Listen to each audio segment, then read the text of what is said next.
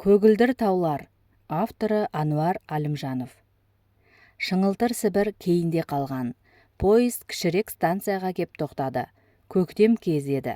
Алайда бұл жердің күн қақтаған құмына қарап, дәл қазіргі шақта енді бір жерде бәйшешек гүлдеді дегенге сенгің келмейді. Тіпті алдымызда өзен суы жайылып, темір жолды басып кетті дегендей көкейге қонбайды екен. Вагоннан топырлай түскен жолаушылар көлеңке қуып сенделіп жүр. Алғашқыда пойыздың тоқтағанына назаланып, тепловоз басындағы пойыз бастығын ортаға алып шу көтерген. Енді міне, күннен қорғалай отырып, күбір-күбір әңгімеге кіріскен. Тепловоз да тым-тырыс. Составтың басында жабулы семафорға шекесінен қарап, жасыл қоңызға ұқсап тұр. Шпалдарды санай басып біраз жүрдім де әлден соң күнге кірдім. Тымырсық тыныштық басып тұр, көңілсіз ақ. Әсіресе осындай жолаушы шыққанында жалғыз болсаң, көңіліңді мұң торлайды. Ал мен бір купеде өзім ғана келемін. Терезе алдына отырып, алыстағы көгілдір тау сілемдеріне көз жібердім. Ол жақ менің туған жерім, менің туған ауылым. Ол таудағы әрбір жалғыз аяқ соқпақты білемін мен.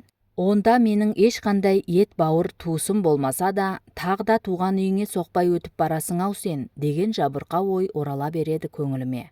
Апырау, сол бір аласа ғана, бел ортасынан жерге шөккен, бір жағына қарай қыңыранған, терезе орнына қырық құрау шыны құрсауланған балшық кепе бар мекен десеңші бұл күнде. Біздің ауыл жарысы аққан қос бұлақтың ортасына орналасқан. Ең шетте, биік таудың дәл етегінде мен туған сол бір ескі балшық кепе тұратын. Біздің үйден шыққан жалғыз аяқ жол терең шатқалды өрлеп, алыстағы көк бөмбек боп көрінген көгілдір тауларға қарай кететін. Үйдің артындағы кішкентай сайдың ішінде жазғытұрым малина гүлдесе, күзге қарай қара бүлдірген тұнып тұрушы еді. Неше түрлі тау гүлдері, қалақай, итмұрын атаулылар ит тұмсығы өтпестей боп сыңсып өсетін. Әрине, мен ауылдан аттанғалы талай жылдар өтсе де, ол үйдің азып тозып құлап қалуы мүмкін емес. Ол үйді әлдекім жылма-жыл жөндеп, сылап, сыртын әктеп қойып жүрген шығар. Туған ауылымның адамдарын білемін ғой. Олар менің енді қайтып оралмасыма көздері әбден жетпейінше, біздің үйдің отын ешқашан сөндірмейді. Әрбір адамның туған жерінде жүрегіне ыстық отаны, ошағы болады. Ол ошақтағы жарқыраған от әрқашан қол бұлғап, иесін өзіне шақырады да тұрады. Сондай оттың менің ата-анам қоныс еткен үйде де әлі күнге жанып тұрғанына кәміл сенемін. Ол сонау көгілдір таудың етегінде. Менің алғашқы балғын қуанышым мен жабырқаулы балалық шағым өткен өлкеде. Егер мен қазір есік қағып кіріп барсам, ол үйдің мені танымайтын тұрғындары өздерінің туған ұлындай қарсы алатынын да білемін. Ол үй ғана емес-ау, бүкіл ауыл болып маған ыстық құшағын ашар еді. Әне, анау жатқан құмдауыт төбеден асып түссең, ескі қара жол бар.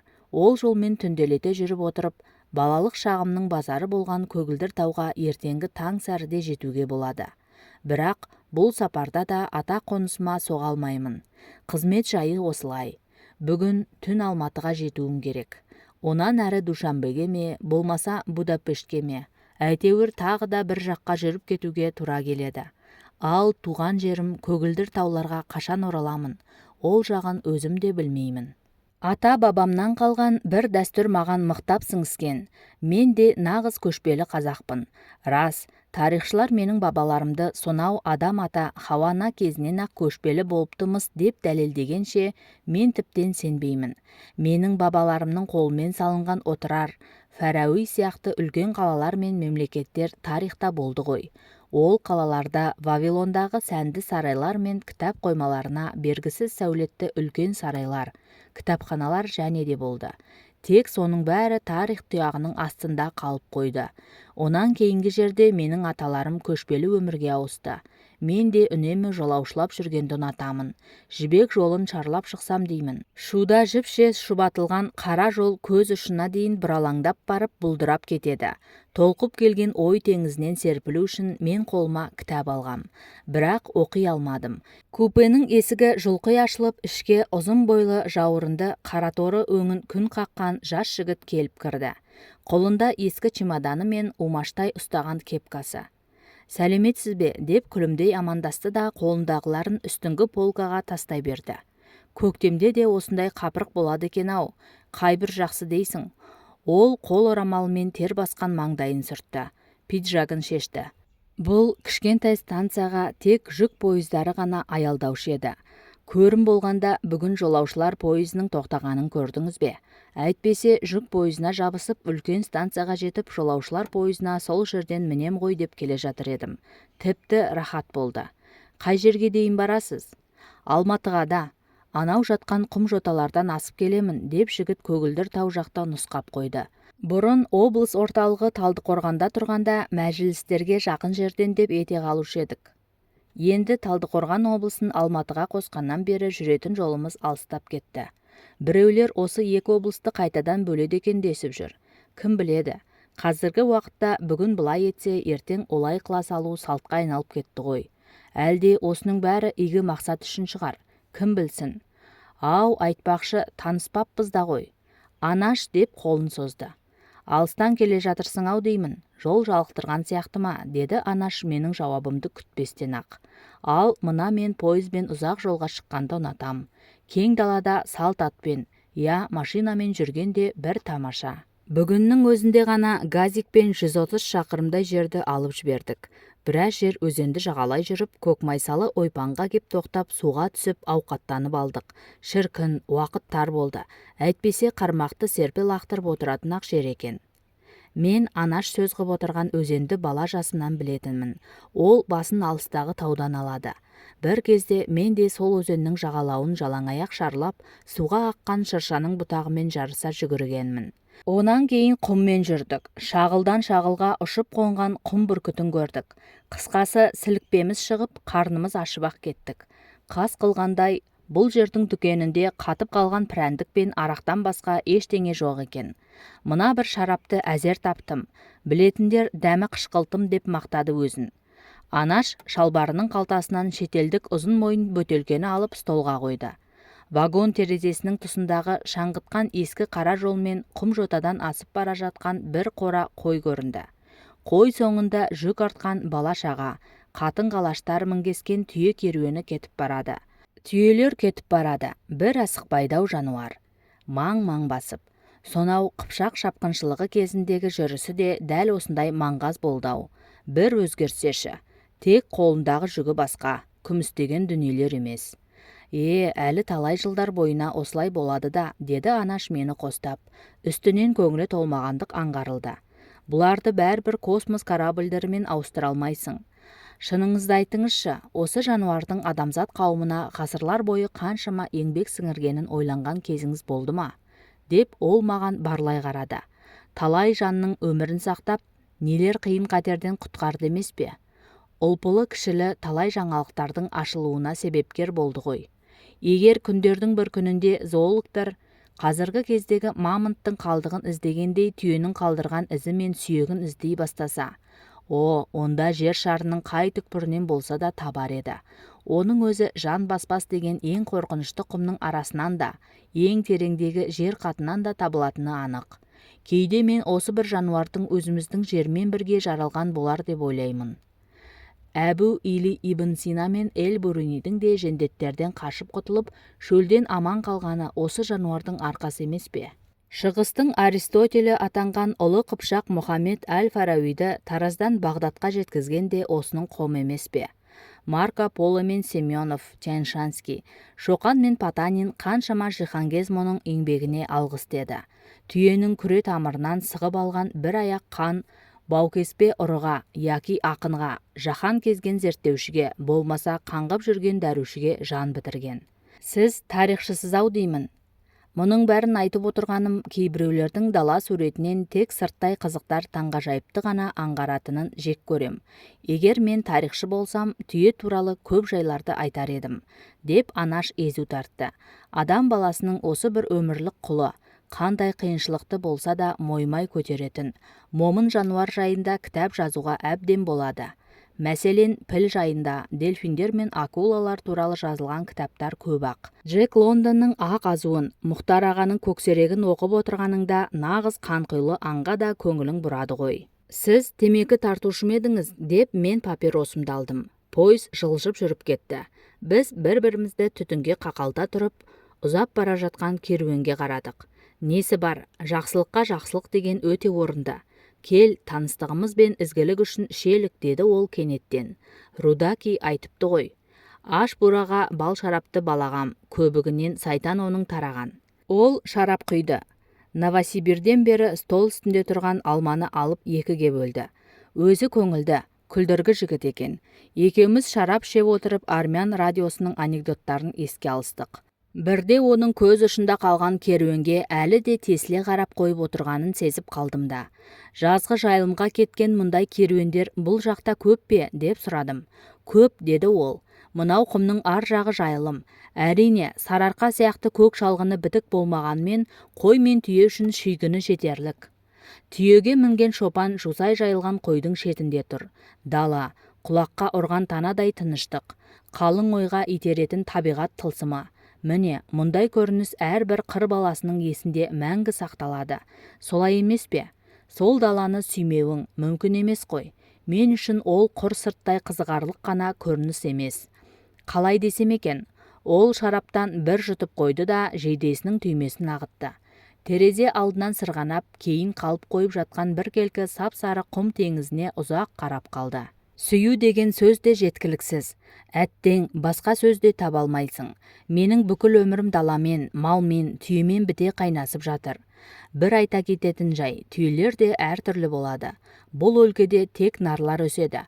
Ол сәл ойлана отырып әңгімесін жалғастыра берді. Мен оларды өте жақсы көремін. Осы нарға байланысты көңіл жабырқатар жай бар, деп шылымының тұқылын терезеден лақтырып жіберді. Мен ФЗО-ға түсіп, одан қашып кететін жылы 12-ге толған кезім еді. Бұл 43-ші жылдың қысында, күз баста болатын. Қаладан бізді Том өзені бөліп тұратын. Өзен жағасында ұзынан ұзақ салынған жатақхана корпустары болушы еді. Біз көп едік. Бір төсекке 4 баладан жататынбыз. Тұсымызда бақытты балалық шақ туралы, онан соң тағы бір бәрі жеңіс үшін деген плакат суреттер ілулі тұратын. Біздер фазауишниктер боп шығуға тиіс едік. Әр корпусқа бір тәрбиешіден бөлінген. Ал бір корпустағы бала саны 100-ден асатын. Әрбір 10 баланың өз атаманы болатынды. Біздің де сондай атаманымыз болды. Көкшіл көзінің төменгі жағын ала, оң жақ шекесіне қарай сызылған тыртығы бар. Үсті басы кір қожалақ, шашы жылқының ту құйрығындай тікірейген. Тентек бала еді. Біздің аяғымызға ағаш табанды ботинка берілгенді. Жүргенімізде жердің тоңын ойып жіберердей тақ-тұқ ететін. Қолымызға бір-бір балта ұстатты. Онысы ауыр болған соң Томға апарып лақтырдық. Атаманымыз Гришканың бұйрығы бойынша біздер дүкендер мен базардағы жұрттың қалтасын қағуға тиіс едік. Мен бұл бұйрықты орындай алмадым. Сондықтан атаман маған үлкен алым салды. Жалғыз мен емес, оның қаһарына басқалар да ілікті. Сөйтіп қалта қағуға жарамсыз боп шыққандарымыз 3 жеті бойы өз үлесімізге тиетін нанды атаманға жинап беріп, аш жүруімізге тура келді. Ал Гришка болса базарға апарып нанның әр тілімін 30 сомнан сатып қарық боп жүрді. 1-7-ден кейін біз қарсылық білдірдік.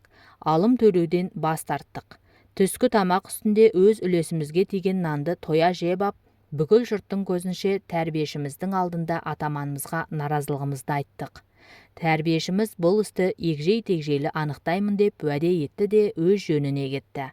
Осының артынша шеткеріректегі кішкене тамның сыртында атамандардың мәжілісі болды. Тоқтай тұрыңдар әлі, драмадерлер. Томның тұңғиығы сендерді аңсап жатқан болар, деп кіжінді Гришка бізге. Біз бұдан әрі ештеңені күткеміз жоқ. Биік қоршаудан секіре домалап шықтық та, Томның үстіндегі көк айдын мұз арқылы қалаға кеттік. Қалтарыстармен жүріп кеп жолаушылар пойызының астына кіріп, астыңғы текшелерге жайғаса орналастық. Мұндай текшелер жолаушы пойызындағы кез келген вагонның астында болады. Мұны ит қамайтын жәшік деп атайды, деп түсіндірді маған шегіртке атанған досым. Жәшік іші созылып жатып қорылға басқанға өте жайлы еді. Біздің купеміздің екі жағында вагон қанаттары сыртынан қапталдап тұратын. Бәрі тынышталып, пойыз орнынан қозғалар сәтте мен досымнан: «Шегіртке, әй шегіртке, драмадер деген не?» деп сұрадым. «Әй қараңғышылық ай», деп қойды шегіртке. Онан кейін түсіндіре бастады. Драмадер деген біздердің бір-бірімізден аумайтын тұмсық тірескен қиқарлығымыз, ұқтың ба? Мен шегірткенің осынша көп білетініне қайран қалдым. Біздің ендігі атаманымыз осы болу керек деп түйдім. Кіп-кішкентай ап-арық болса да оның ширақтығы, батылдығы керемет еді. Жақсы атаман шығады өзінен. Сөйтсем оның өз жоспары бар екен. Ал бауырларым, осы бірге жүргеніміз де жетер. Енді жеке-жеке кетелік, деді ол. Біздер осылайша бір-біріміздің аты жөнімізді анық білмеген күйде үнсіз қоштасып, бет-бетімізге кеттік. Мен Аягөздің қасындағы Сергуупольде тұрған солдаттарға тап болдым. Бір ақкөңіл аспазшыға қолқабыс етуші боп орналастым. Сонда жүріп барабан қағуды үйрендім. Бірақ бәрібір солдаттар мені өздерімен бірге майданға әкетпеді. Бір жаппа нанды құшақтатты да аудандық оқу бөліміне қолхат жазып беріп, билет сатып әперді де туған жеріме шығарып салды. Келесі жылдың қысын мен өз ауылымның жанындағы интернатта қарсы алдым. Нан тауып жеу бұрынғыдан да қиынға түсті. Балалар ағайын туғандарын паналап кетті. Январдың аяғында интернатта небәрі 14-ақ бала қалған едік. Терезелер суықтан жарылып, жарғышақтардан ызғырық гулеп тұратын. Кешкісін біздер тыр жалаңаш шешініп бір-бірімізге талыса ұйықтап жататынбыз. Сол күнгі кезекші болған бала үстімізге ескі құсқы көрпелерді, жыртық тондарды жауып, шет-шетін қымтап тақтаймен бастыратын да өзі де енетін. Түнде үстіміз ашық қалмау үшін екінші жамбасымызға сол кезекшінің бұйрығымен аунайтынбыз. Осындай дірдек қағып тоңып, қарным ашып жатқан түндерде мен достарымды еске алатынмын. Қайдасыңдар, жердің қай түкпірінде жүр екенсіңдер қазір? Нарларым менің, нарларым. Бірде зоология пәнінің мұғалімі осы бір сөзді айтып қалды. Тек ол. Бір өркешті түйе драмадер деп аталады деді. Мен шегіртке сөзінің дұрыстығын дәлелдеп драмадер емес, драмадер деп мұғаліммен сөз таластыра кетуге әзір едім. Алайда мұғалім не ФЗО-да тұратын, не шегіртке жайлы бәрібір ештеңені білмейді ғой деп іркілдім. Мектептен қайтарда мен интернат ауласына тоқтап, өзіміздің жар дегендегі жалғыз жегіндіміз жүні түскен кәрі түйеге ұзақ қарадым. Жануардың самарқау қимылы, үнсіздігі, бедірейе қарағаны, бар табиғаты шегірткенің сөзін растап тұрғандай. Тұмсық тірескен қиқар. Түйені ызаландырғым кеп ұрып қалдым. Ол мыңқ еткен жоқ. Сол сабырлығының өзінде үлкен күш бар сияқты. Мен былайырақ кеткенде түйе орнынан тұрып, үй төбесіне жирафша мойнын созып, шіріген қамысты жайлап күтірлете бастады. Көп ұзамай интернаттың нарына деген менің көзқарасымды түп тамырымен өзгерткен оқиға болып өтті. Оған аяушылықпен қарап, жек көрудің орнына жақсы көретін болдым. Жетімсіреген, жалғыз өркешті, мұңлы жануар маған аса ыстық көрінетін боп кетті. Майданнан киіп қайтқан шинелін әлі жаматып үлгермеген, ұзын мұртты, қабағы үнемі жабыңқы жүретін Жүніс деген ақсақ кісі бізде қоймашы боп істейтін. Бір күні ол жаралы сол қолмен қойманың аузындағы үлкен қара құлыпты әзер деп ашты да бізді ішке кіргізді. Ал балалар, азық-түлік таусылды, деді ол ауыр күрсініп. Онан соң әзілдеуге тырысып, барлық жәшіктерді тақырлап көріңдер. Ең болмаса бүгін тоя шетін бір кештік ұн табылар, деді. Кешкісін ол Мәулен деген бір ересек баламен мені үйіне ертіп барды. Әйелі бізге арнап 2 картоп пен бір уыс қара талқаннан көже істегенше, Жүніс ертең таң азаннан үшеуміздің станцияға жүретінімізді айтты. Түйе жүнін өткізіп 100 килограмдай ұн әкеледі екенбіз. Ал енді аяқтарыңды шешіңдер де шылғауларыңды ана апаларыңа беріңдер. Кептіріп қойсын. Шарықтарыңды бері тастаңдар, жамап қояйын. Өздерің жатыңдар да ұйықтаңдар. Тауық екінші шақырғанда жолға шығамыз. Белгілі жол сілеміне қарай қақпайлап қояды. Анда-санда аспанға қарайды да. Жолымызды қыла көр, Алла, қайтарымызда да күн осындай ашық болғай, деп күбірлейді. Алла оның сөзін естімепті. Өйткені қайтар жолымызда боран соқты. Біз ат түтектің ішінде қалдық. Қарсыққанда Жүністің жарақатының аузы ашылып, дереу ыстығы көтерілді. Кей сәт есінен тана бастады. Нар да болдырайын деді. Ауылдан шыққаннан аш болатын. Тәлтіректеп қара тер боп келеді. Біздің бойымызды үрей биледі. Мен қорыққанымды білдірмеу үшін түйені үсті-үстіне ұрғылап, дамыл таппай айқайлап қоямын. Есін бір жиғанда Жүніс. Ұра бермеңдер, үйді өзі тауып апарады, деді. Біз шана соңынан омбы қармен жүрдік. Ақыры титықтаған түйе бір төбешікке келгенде жатып қалды. Мен таяқты ала сап ұруға ұмтылғам. Нар басын бұрып маған дәл жапа шеккен адамша мұңая қарады. Ол да мен сияқты жалғызсыраған жетім еді. Жаудыраған көздері жасқа толып тұр. Ер адамша қабырғасы қайысып, үнсіз жылап тұрды. Оның көз қарасында адам баласына тән жабырқау, қиналу, мүсіркеу, шаршау, кінәлау бәрі де бар еді. Ауыр жас тамшылары сырғып барып, суық қарды қара жерге дейін тесіп өтіп жатты. Менің қолымдағы таяқ жерге түсіп кетті. Шанаға қарай теріс айнала бердім. Мәулен де менімен бірге жүрді. Біз неғып тоқтап тұрмыз деп сыбырлай сұрады Жүніс. Онан соң орнынан көтерілмек болды. Көрмей тұрсыз ба, дедім мен шегіп жатқан түйені нұсқап. Немене, жануарым, болдырғаның ба? Қиын болды ғой. Мәулен, қаптың аузын шеш, не етегіңе ұн салып ап, жануардың алдына апаршы.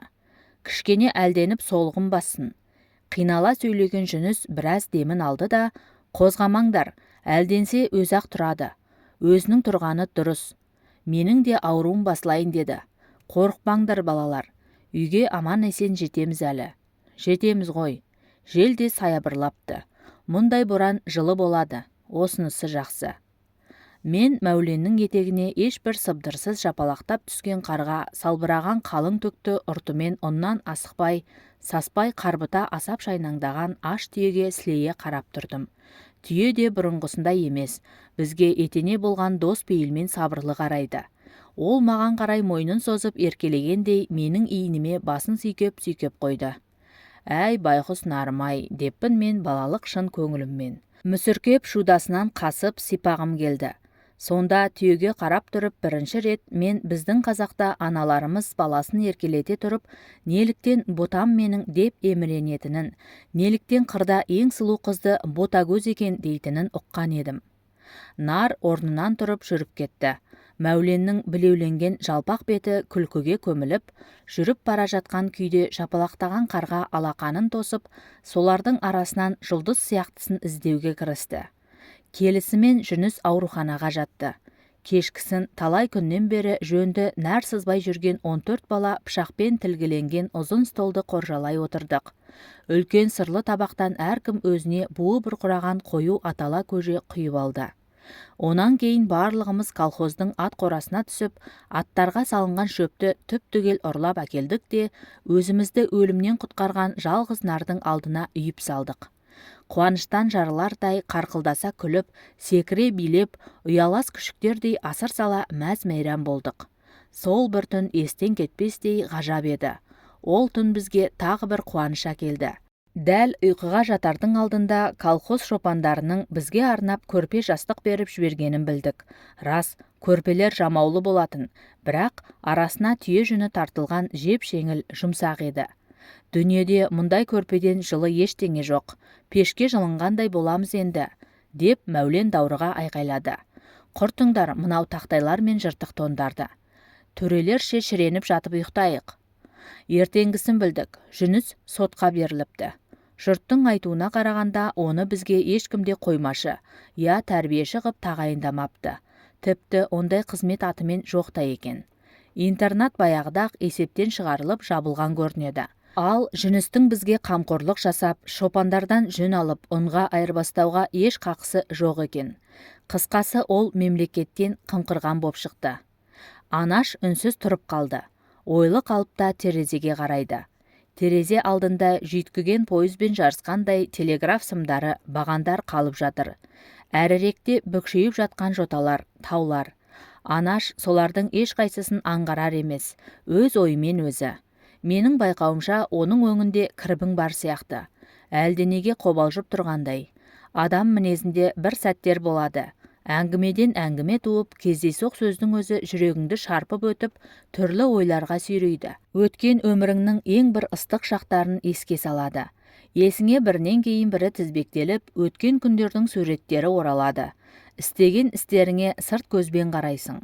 Олар саған соншалықты ыстық көрінеді. Өйткені әр өткен істің өз мәні астары болады. Егер сен өмірден жақсылықты, ізгілікті іздеген болсаң, онда өміріңдегі әрбір ұсақ жайлар, күйлер жалғыз сенің, өзің туралы ғана емес, сен өмір сүрген мезгіл туралы, сенің заманың туралы баяндайды. Өйткені адам өмірінің өзі сол ұсақ жайлардан құралады ғой.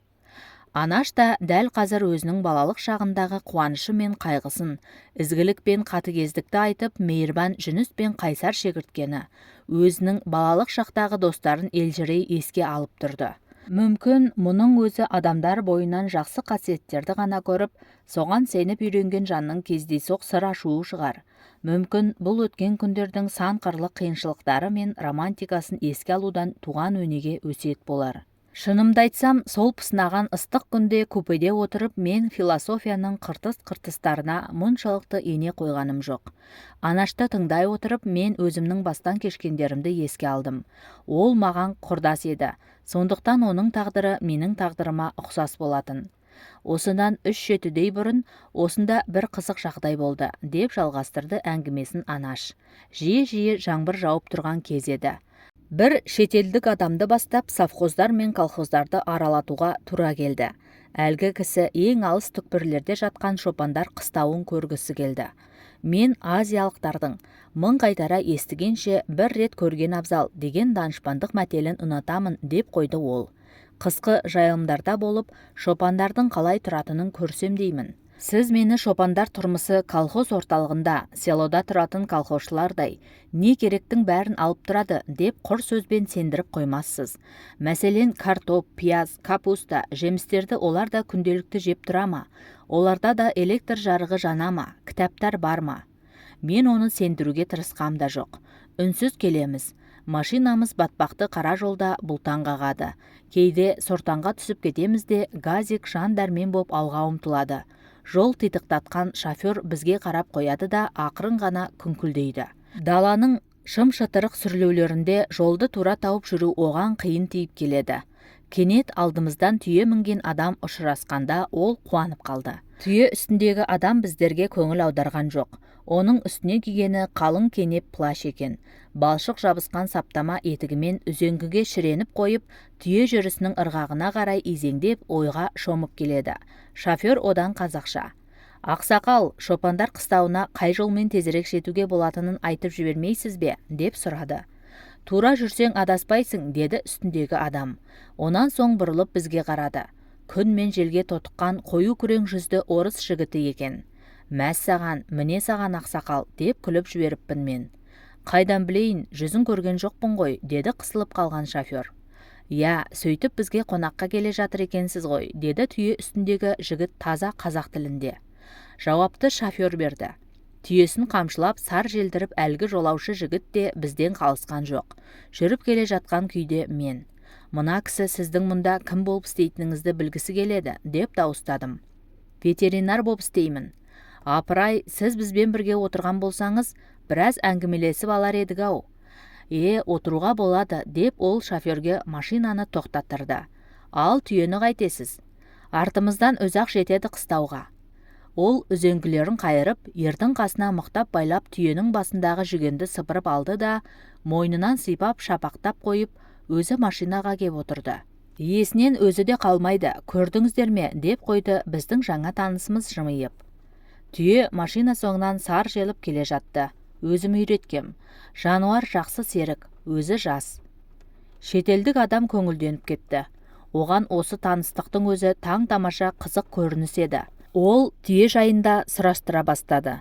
Жолаушы жігіт екеуміз өзара танысып алғаннан кейін шетелдік қонақтың сөзімен айтқанда дала кемесі жайлы, Азия мен сонау солтүстік Африкаға дейінгі жерді алып жатқан Орта Шығыстың тарихын жасасқан жануар туралы әңгімені бастап кеттік. Сөйлесе отырып мен жаңа танысымыздың жүзіне анықтай зер салдым. Бет-аузын қалың түк басқан, тотыққан, ат жақтылау, оң жақ шекесінде білінер-білінбес тыртық ізі бар. Қою күрең шашы баса киген құлақшынына сыймай шығып тұр. Жоқ, бұрын көрмеген адамым. Бірақ дауысы мен кей сәт мұңайғандай боп өте шығатын жымиысы әлде қандай бұлдыр елесті оятқандай болады. «Айтыңызшы», деді шетелдік қонақ. «Басмашылармен соғысқан кезде сіздерде махарлар болды ма?» Сіздің айтып отырғаныңыз түйеге мінген сарбаздар болар. Білмеймін. Мүмкін болған да шығар. Өзім көргенім жоқ. Кештеу тудым, деп жауап қайырды ветеринар. Қаһарлы кавалерия. Африка мен Аравия құмдарында махарлар қазірдің өзінде де қауіпті. Ағылшын, француз офицерлері басқаратын арнайы құрылған отрядтар бар. Ол жайлы естіген сияқты едім. Сіздің айтып отырғаныңыз жазалаушы отрядтар ғой шамасы. Өздерімен кетсін. Әлақ жайына қалар. Бізде махарлар атымен жоқ. Түйені шопандар күш көлікке пайдаланады. Тау арасы мен құм арасында көшіп қонғанға түйеден артық көлік жоқ. Шопан үшін машинадан түйе жақсы. Ерекше күтімді де тілемейді жануар. Біздегі майдан мүлдем басқа. Біздер молшылық үшін күресеміз. Астық үшін, ет үшін. Шетелдік қонақ бұл жауаптың өзіне белгілі екенін, талай естігенін айрықша білдіргісі кеп басын изей берді. Біздің драмадерлер қысқа қарай құмға кетеді, деді ветеринар. Драмадер емес, драмедар деп мен оны әзілдей түзеттім. Ғылым жүзінде солай ғой. Ал біздерше драмадер деген жақсы, деді ол күлімсіреп. Мені тағы да оның даусы мен сәл мұңая күлімдеген сәті таң қалдырды. Кешіріңіз сіз, деп ол менің бетіме тесіле қарады. Шегіртке деген бір бала болып еді. Драмадер, дедім мен үзіп-үзіп. Қараторғай, қайдан жүрсің, деп ол айқайлап жіберді. Шарта құшақтасқан біз машинадан әзер түстік. Шетелдік қонақ бізге таңырқай қарап қапты. Ілезде қасымызға шопандар, түйешілер жиналып, екеумізді қоршап алды. Біз тар бөлмеде шелпек пен шақпақ қант толы дастарханның басында қаймақ қатқан ыстық қою шайды ернімізді күйдіре ішіп отырмыз. Шегіртке екеуміз бір-бірімізге күле қарап қойып өткен күндерді, әлі күнге бірде-бірін кездестірмеген балғын достарымызды еске алып отырмыз. Сыртқа шыққанымызда менің айтқандарымды тыңдап болған шегіртке. Өмір деген жылдармен өлшенбейді, деді ойлана тұрып. Жылдар тек жастық пен кәрілікті жікке бөледі. Өткен оқиғаларды тізіп баян етеді. Біздің өзіміздің оғымызға пайдасын тигізеді. Шетелдік қонақ қойын дәптерін ішкі қалтасына тығып қойды. Ол киіз үйдің іргесіне сүйенген күйде дала табиғатына ойлана көз жібере тұрып, біздің әңгімемізді үнсіз тыңдады. Оның тым-тырыс қалғандығы сонша, біз тіпті оның барын да естен шығардық. Анаш тағы да шылымын тұтатты. Бөтелке босаған. Құм шағылдар да таусылды. Пойыз жүрісін баяулатып, тағы да жасыл даламен келеді. Шпалдарды су басып кеткен жерлерге келгенде тіптен ақырындап, абайлап жүреді. Өзен асып төгіліп жатыр. Көлкіген судың жағалауында күрек, сүймен ұстаған жұмысшылар жүр. Әр жерде бір тастақ төбелерге тұмсығын тығып, қара қабанша бульдозерлер тұр. Анаш терезе алдында ұзақ тұрды. Мен оның шаң мен терден жотасы сәл қоңыр тартқан ақ жейдесін тырсылдатып керіп тұрған кең жауырынына, күнге күйген қара шашына көз жібердім. Оның әңгімесін тыңдай беруге әзір едім. Сондықтан ойын білгім келмей, қашан өзі тіл қатқанша үнсіз отырмын. Тегінде мен Қырғызстанда туғанмын. Туған жерім Сонкөлдің жанындағы бір ауыл. Анық қай жер екенін де білмеймін. Кішкентай кезімнен жетім қан, балалар үйінде тәрбиелендім. Балалық шағым Қазақстанның осы бір шет аймағындағы шекараға жақын тұрған бір кішкене ауылда өтті. Әне, анау ну көрінген көгілдір тауларда, деді ол қолмен нұсқап. Тағдыр мені қайда айдаса да мейлі, Сібірде болайын, мейлі Жетісудың басқа бір шетіндегі балалар үйінен шығайын. Бәрібір бір-екі ай өткеннен кейін мен қайтып айналып, осы ауылды табатынмын. Онда жүрегі күн нұрындай шуақты қарт ана, менің әжем тұратын. Сол жерде мен өзіме достар тапқанмын. Көктем болса тау-тасты шарлап көк жуаз деп, жаз болса қара бүлдірген теретінбіз. Сонда біздің әр қайсысымыз жолақ-жолақ белгісі бар шекара бағанын басқалардан бұрын көруді, таудың арғы бетінде жатқан Қытайға бірінші боп баруды арман ететінбіз. Мен әжемді туған анам есепті апа деп атайтынмын. Көңілденген сәттерінде ол өзінің шәуешек пен құлжада өткізген жастық шағын жиі-жиі еске алатын. Менімен бірге бөдене ұстасып жүрген жолдасымның аты да Құлжа еді. Бірде мен апамнан, осы Қытайдағы қалалар неліктен шәуешек Құлжа деп қазақша аталады деп сұрадым. Ол жақта қазақтар көп, деді апам. Онан соң ол Үрімшінің қисық көшелері туралы, у-шуға толы базары мен толып жатқан дүкендері туралы әңгімелеп кетті. Тегінде апам жоңғар қазақтарының өмірі жайлы, дүнген бақша өсірушілері мен ұйғыр қолөнершілерінің тұрмысынан толып жатқан ертегілер, қызықты хикаялар білетін. Ал қытайлардың өнершілдігін сөз еткенде оларды мұздан от жағады деп дәріптейтін. Үйдің жанындағы огородта апам собығы кіп-кішкентай қытай жүгерісін өсіретінді. Кішкене собықта ақ маржандай боп ұш-қырлы өрнекті дән тығыз тізіліп тұратын. Осы жүгеріні ешкі лақтан қорый жүріп, мен өзімді Қытай орманының қорғаушысы деп есептейтінмін, және Құлжа қаласын досым Құлжадан да бұрын көруді арман ететінмін. Әжем бір әңгімесінде атам мен қызы менің анам, үшеуінің жаңбырлы қараңғы түнде ақ боз атқа мінгесіп, шекарадан қалай өткендерін айтты. Бұлар Қырғызстандағы Сонкөлдің жағасына бір-ақ шығыпты. Сол жерге қоныс теуіп, менің анам тұрмыс құрыпты. Ақбоз ат жануар әбден қартайып өлді. Оны мен де еміс-еміс білемін. Ыңыршағы шыққан кеп шолақтардың бірі болатын. Деп анаш пойыз доңғалағының бір қалыпты тықылына құлақ түре тұрып езу тартты. Бір қызығы, мен шетелге алғашқы сапарымда сәйгүлік атпен бардым. Ол тұрып барып шам жақты. Бірақ ток жоқ боп шықты. Сайтан алғырлар үнемдеп отыр-ау. Сәл ойлана тұрып анаш әңгімесін қайта жалғады. Соғыстың соңғы жылы болатын. Ауылда жұмысшы қолы жетіспейтін. Майданнан жараланып қайтқан бригадир мені жайлаудағы малшыларға оқ-дәрі, тұз, тара апарып қайтуға жұмсады. Жүрер алдымда ол маған: "Жалғыз өзің қорықпайсың ба?" деді. Жолдың қалай боларын білмесем де. "Жоқ" дедім мен. "Онда жігіт екенсің, естияр боп қалдың ғой. Тек тақымың мықты болсын. Мінетін атың жақсы ат. Жолды өзі-ақ табады. Таң біліне жолға шықсаң, күн бата жетіп барасың. Тау үстінде күн тез бата қоймайды", деп бригадир жол болсын айтып шығарып салды. Состиған биік жартастарының арасында бас айналатындай ирелеңдеген жалғыз аяқ жолмен тартып келемін. Екі жағым шыңырау құз. Тысыр еткен дыбыс жоқ. Меңіреу тыныштық, үрейлі қорқыныш билейді бойымды. Дегенмен ақбоз атқа мініп жалғыз келе жатқаныма масаттанып та қоямын. Астымдағы ат алшаңдап, аяғын қадап басады. Бір буырқана тулап жатқан сарқырама бұлаққа жеттім де, өзім су ішіп шалдыққан атыма біраз от шалдырып алдым. Тақ төбемнен шұқшия қарап отырған үлкен бүркітке көзім түсіп кеткенде, сасқанымнан атыма секіріп мініп алыппын. Осы мезетте қылтадан салт атты екі шекарашы шыға келді. "Я, қайда барасың жігітім?" деп сұрады олар. Мен есім шығып қорқып қалдым. "Жамантас шайлауында отырған бақташы Хамза атайдікіне барамын" дедім. Онда бірге жүрелік, көңілді болады."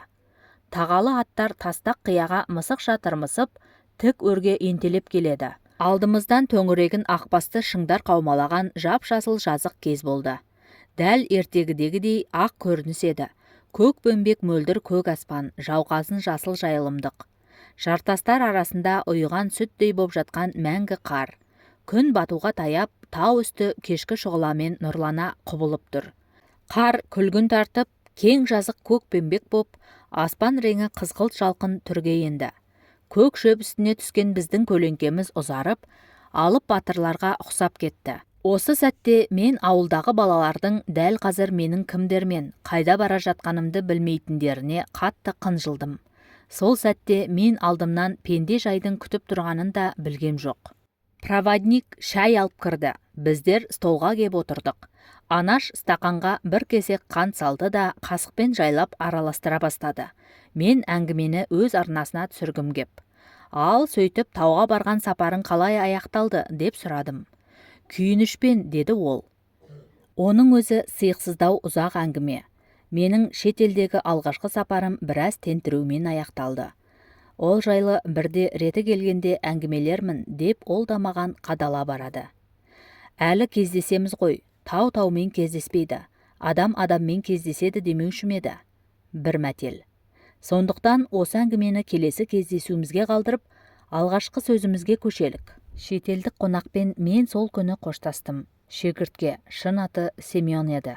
Оны әрі қарай келесі совхозға дейін шығарып салуды өз міндетіне алды.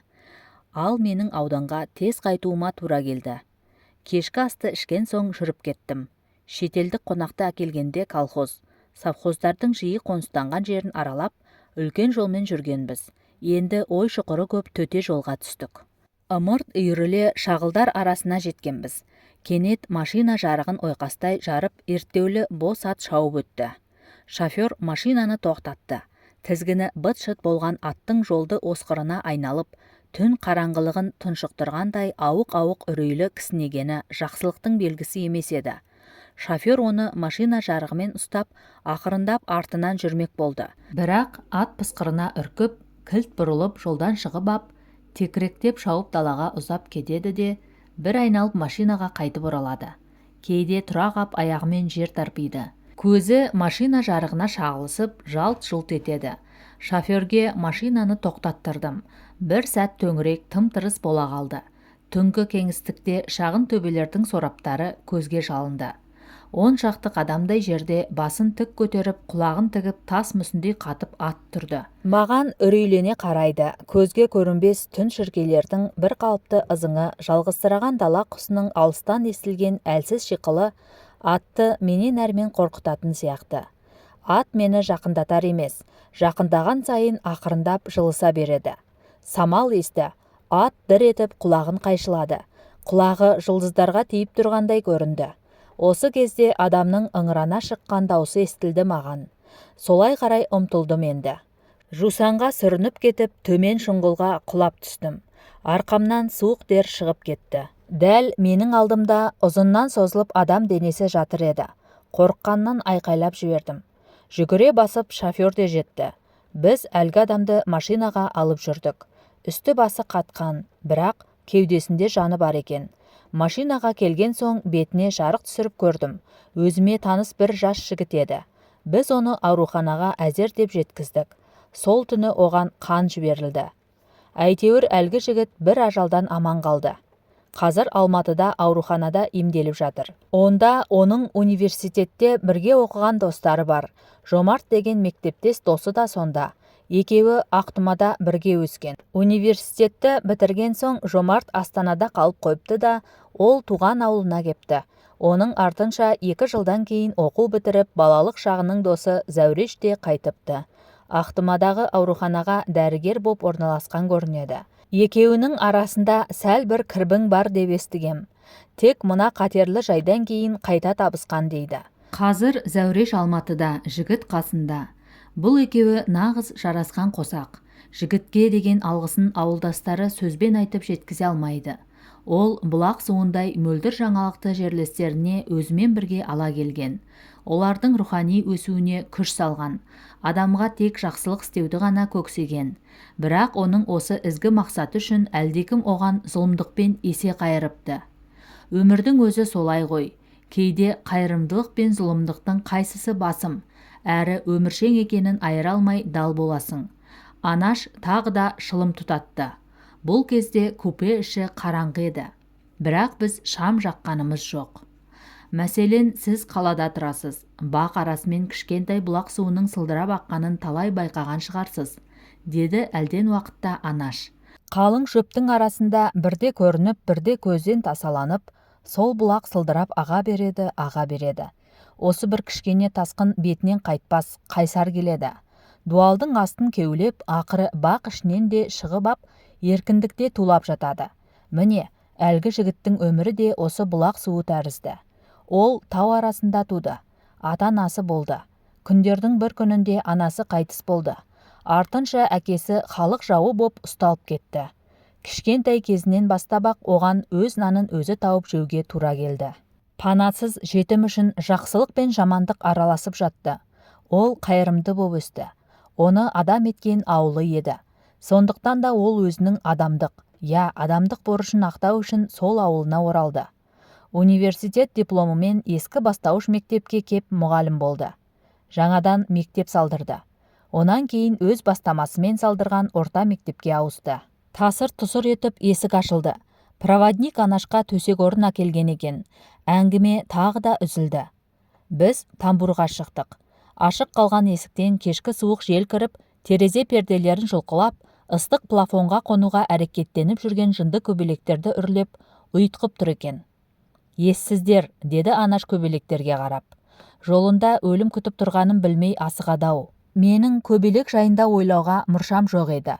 Өйткені Анаш әңгімесі менің туған ауылым туралы болатын. Ол айтып келе жатқан жігіт туралы. Бірақ мен әлі оның атының кім екенін естігем жоқ қой. Тек өзімнің көкейімде тұрған бір адам болмаса екен деп тіледім. Сол түні ол да дәл осы көбелек өлімге қарсы бара жатқанын білмеді-ау. Әйтеуір сәті түсіп аман қалды. Әбден қансыраған екен. Менің қаным оның қанымен орайлас боп шықты. Қызықты көрдіңіз бе? Анаш үнсіз тұрып қалды.